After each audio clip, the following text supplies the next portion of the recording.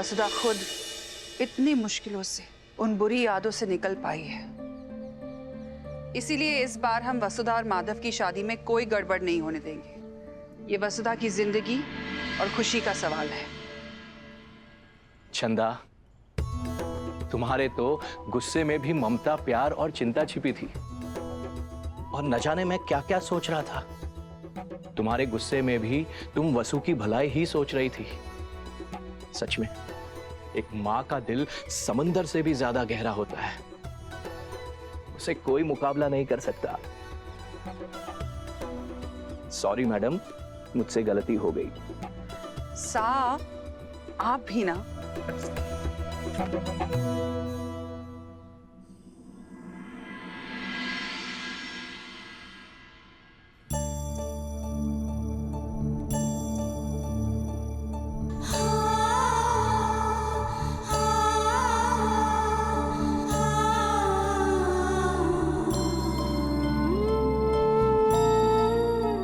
पैसा ने क्या हो गया?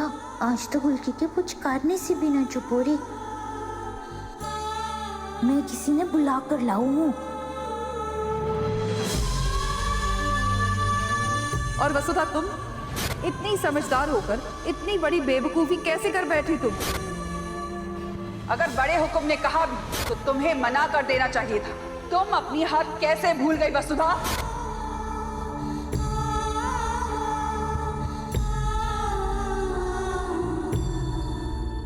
और हनुमान, तुमने भी अपनी बेटी को नहीं रोका। ये सब जो हो रहा है तुम्हारे लिए ठीक है, या तुम भी हमारी अच्छाई का फायदा उठा रहे हो?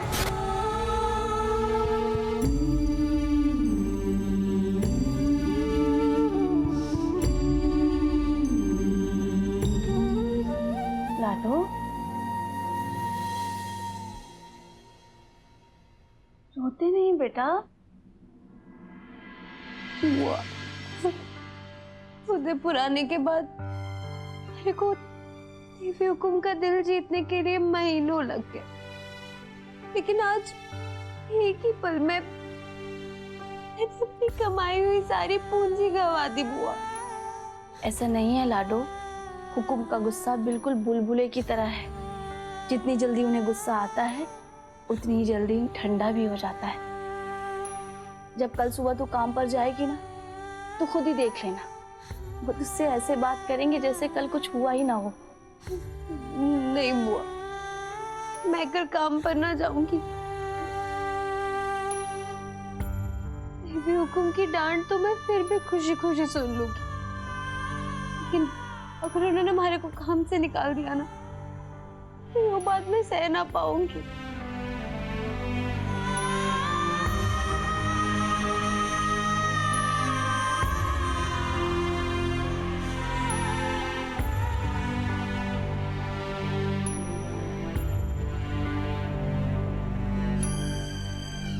अम्मा, अगर आज आप होती ना, तुम्हारे को गलती से भी गलती ना करने देती। आज जो कुछ भी हुआ तुम्हारी वजह से हुआ। तुम्हारी वजह से मेरी देवी हुकुम को दुख पहुंचा, उनके परिवार को ठेस पहुंची। बाबू सा का सर शर्मिंदगी से झुक गया। उनकी इतने सालों की निष्ठा पर सवाल भी उठे। ये सब तुम्हारी वजह से हुआ, क्योंकि मैंने अपनी हद पार कर दी। तुमने कोई हद पार नहीं की है वसु।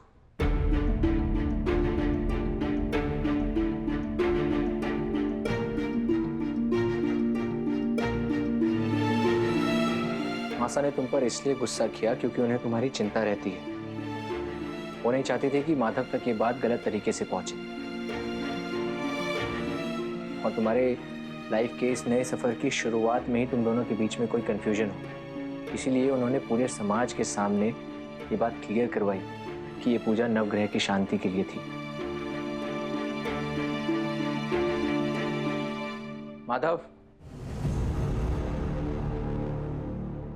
और इसलिए मैंने भी माधव को सब बता दिया है।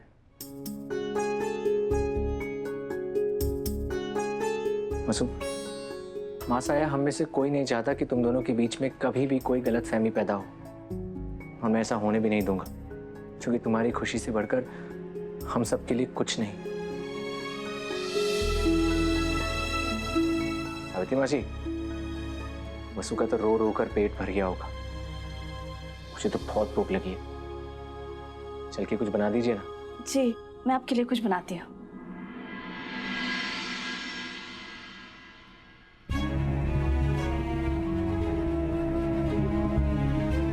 वसु, देव सर सही कह रहे हैं।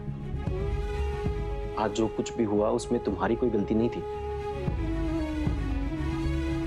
और रही बात लोगों की, तो दुनिया को उस वक्त क्या लगा इस बात से मुझे कोई फर्क नहीं पड़ता। हाँ, फर्क पड़ता है तो तुमसे, तुम्हारी हंसी से, तुम्हारे आंसुओं से, क्योंकि मेरे लिए तो अब पूरी दुनिया सिर्फ तुम ही हो। और बाकी कोई कुछ भी सोचे, कुछ भी कहे, मुझे तुम्हारी और दीवान सर की दोस्ती पर पूरा भरोसा है वसु। वसु, जब से तुमसे शादी पक्की हुई है, तब से ऐसा लगता है जैसे मेरी रूठी हुई किस्मत मुझसे नजरें मिलाकर मुस्कुरा रही है। तभी तो देखो, दहेज में इतना सब कुछ मिलने वाला है। दहेज मतलब? हाँ, दहेज। अब देखो, इतना प्यार करने वाले बाबू साहब, अपनी शरारतों से आंख में दम कर देने वाला प्यारा सा भाई, और इतनी छोटी सी प्यारी सी एक साली साहिबा। अब इतना कुछ तो मिल रहा है मुझे दहेज में, अब और मांगने के लिए कुछ और रहा ही नहीं।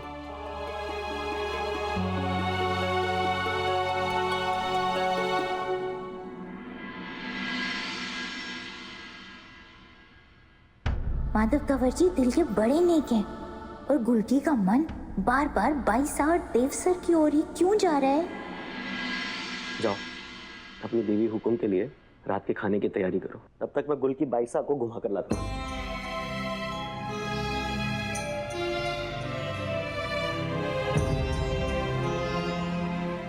वसु,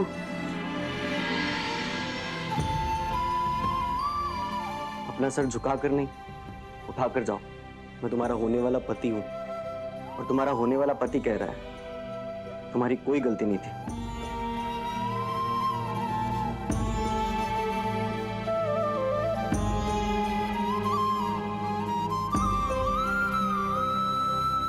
और साली साहिबा, चले घूमने।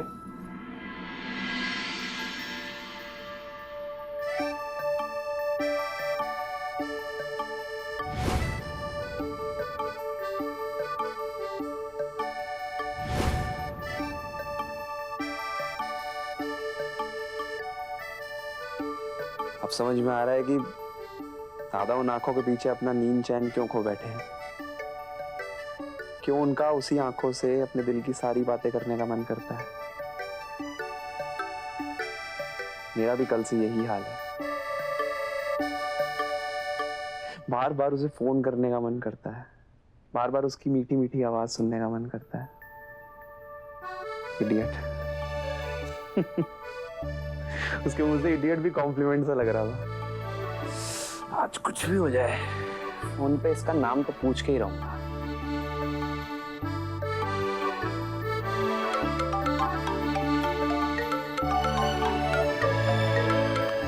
हेलो हेलो हेलो हेलो, इतनी रात को कौन कॉल कर रहा है? अब हेलो, अजी मैं वोटर लिस्ट अपडेट कर रहा था, यहाँ पे आपका नाम नहीं है। जी देखो बेटे, इलेक्शन आ रहे हैं, अब आपका वोटर आईडी कार्ड बनवाना है, तो आप प्लीज मुझे अपना नाम बता दीजिए। ऐसे कैसे मेरा नाम नहीं है वोटर्स लिस्ट में? मैं तो हर साल वोट डालती हूँ। I am a responsible citizen. अब जी अब ये आवाज सुनाई दे रही है? ये वोटर लिस्ट है, मेरे बिल्कुल सामने पड़ी है जी, आपका नाम नहीं है इसके अंदर। आपके आसपास के सभी लोगों का नाम है, लेकिन आपका ही नहीं है बस। तो आप नाम बताइए, मैं ऐड कर दूंगा। अगर आपको मेरा नाम नहीं पता तो आपको ये कैसे पता है कि मेरा नाम वोटर्स लिस्ट में नहीं है? हाँ? तो हेलो मिस्टर, मैं तुम जैसे रोड साइड रोमियो को ना अच्छी तरह से जानती हूँ। मेरे सामने जरा तीसरा खान बनने की कोशिश मत करना, 1 सेकंड में सारी हवा निकाल दूंगी, समझे? फोन रखो। नहीं नहीं नहीं नहीं जी नहीं, आप प्लीज फोन में काटिए। देखिए, मेरे को थोड़ी देर आपकी आवाज और सुनने दीजिए। शायद आपको किसी ने बताया नहीं होगा, लेकिन आपकी आवाज में ना अलग ही जादू है। नॉनसेंस, अगली बार अगर मुझे परेशान किया ना तो पुलिस को जाके कंप्लेन कर दूंगी तुम्हारे बारे में। फोन रखो।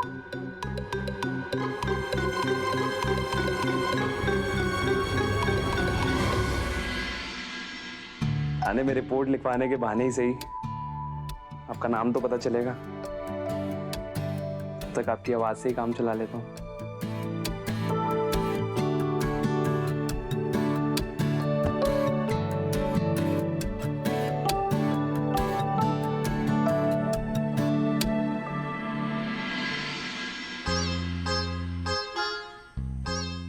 वो माफ करना काकी, खाना लाने में थोड़ी देरी हो गई। बधाई हो जीजी। ये लो, ये हम सब की तरफ से।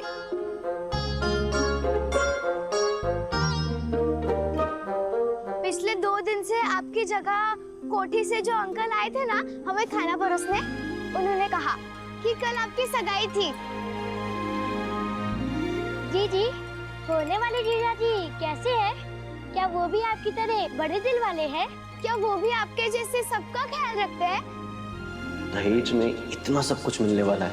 अब देखो ना, इतना प्यार करने वाली बाबूसा, शरारतें करके नाक में दम कर देने वाला भाई, और इतनी छोटी सी प्यारी सी एक साली साहिबा।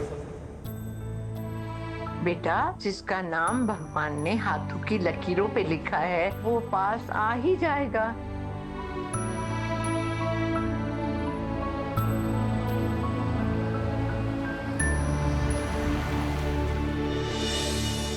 वसु,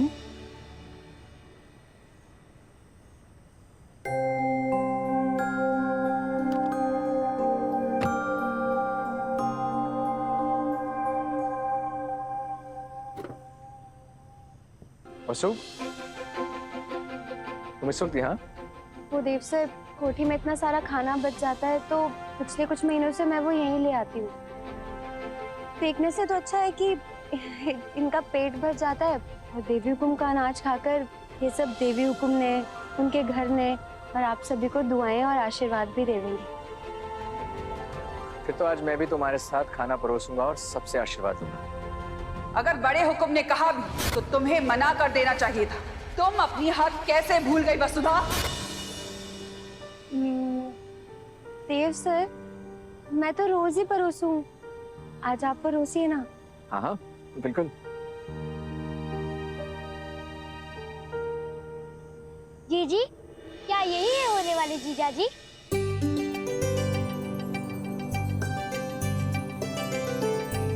ये तो साक्षात लक्ष्मी नारायण की जोड़ी है। भगवान इस जोड़ी को हमेशा बनाए रखे। अरे नहीं नहीं काकी, यो देव सर है, मैं इनके घर पे काम करूं और यो सारा अनाज इन्हीं के घर से तो आवे है। बेटा, भगवान तुम्हारा भला करे। रोज रोज कितने भूखे लोगों को तुम्हारे परिवार ने नई आस दी है।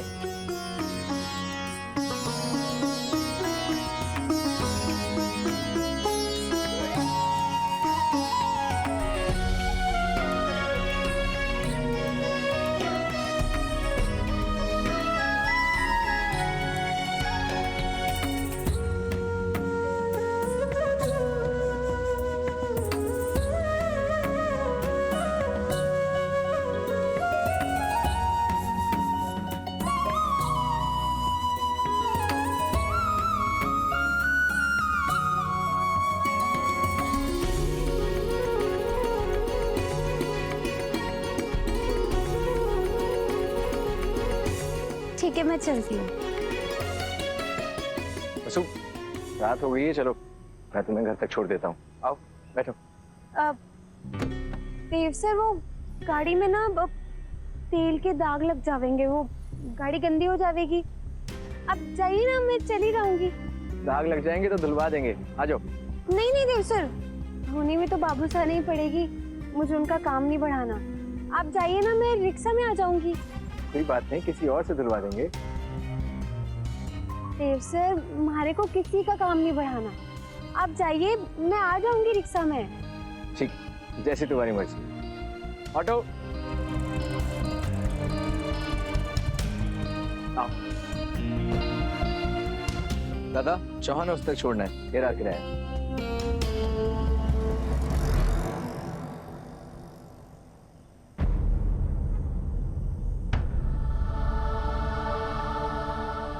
अंकल,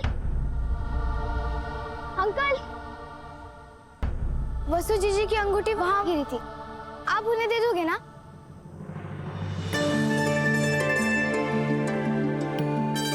मैं ये अंगूठी तुम्हारी जीजी को पक्का दे दूंगा। एक मिनट, हाथ आगे करो। Thank you. Thank you.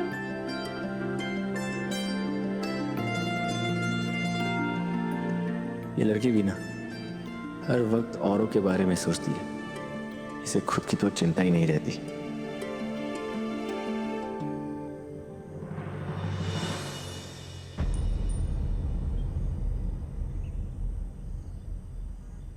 इसे दोबारा पॉकेट में डालूंगा तो खो जाएगी, पहन लेता हूँ।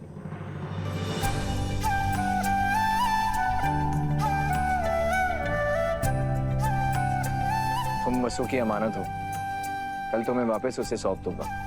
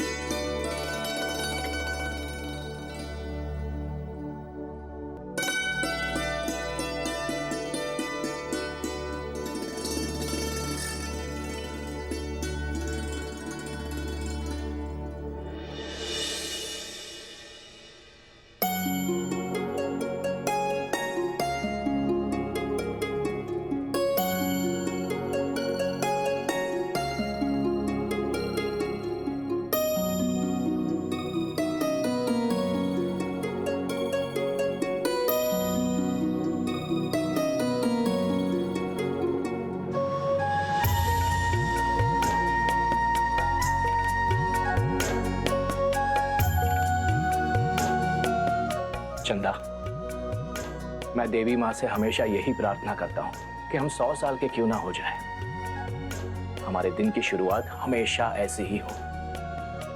100 साल ही क्यों सा, हमारा साथ तो जन्म जन्म का है।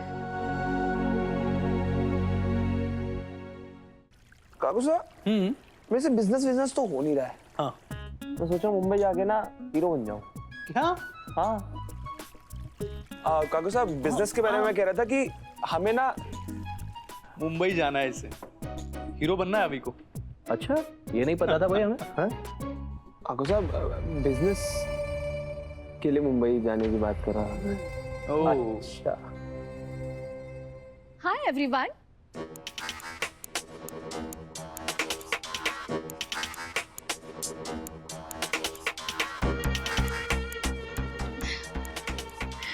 रुक सासू मॉम। सुखी रहो। रुक पापा सा। खुश रहो। रुक काकू सा। खुश रहे बेटा।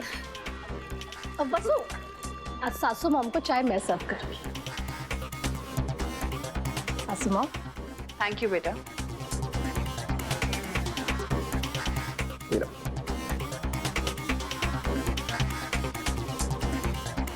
अरे, तुम्हारी अंगूठी कहाँ गई?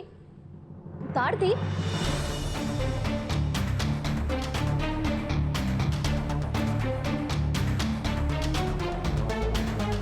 पहनी तो थी, कहाँ चली गई?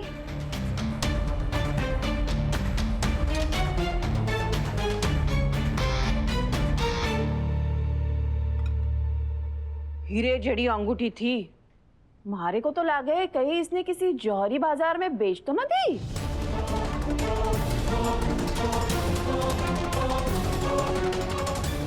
मैंने तो अंगूठी पर भी उंगली से नहीं उतारी थी।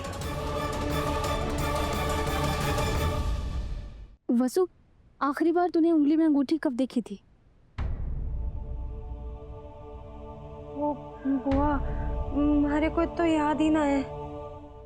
वसुधा, तुम्हारी सगाई हो चुकी है और अब शादी होने वाली है। थोड़ी जिम्मेदार बनो। सगाई की अंगूठी, पैर के बिछुए और गले का मंगलसूत्र, ये सब आम श्रृंगार के आभूषण नहीं,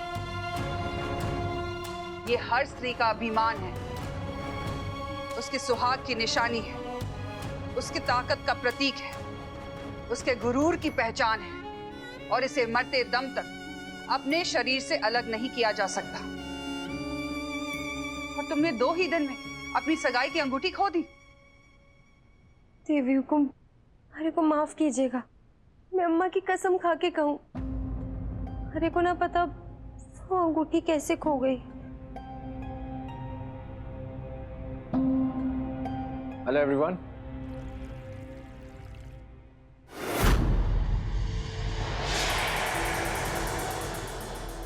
थारी भली हो।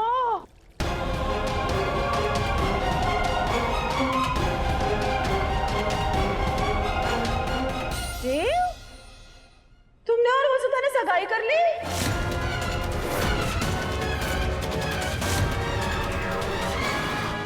सारे को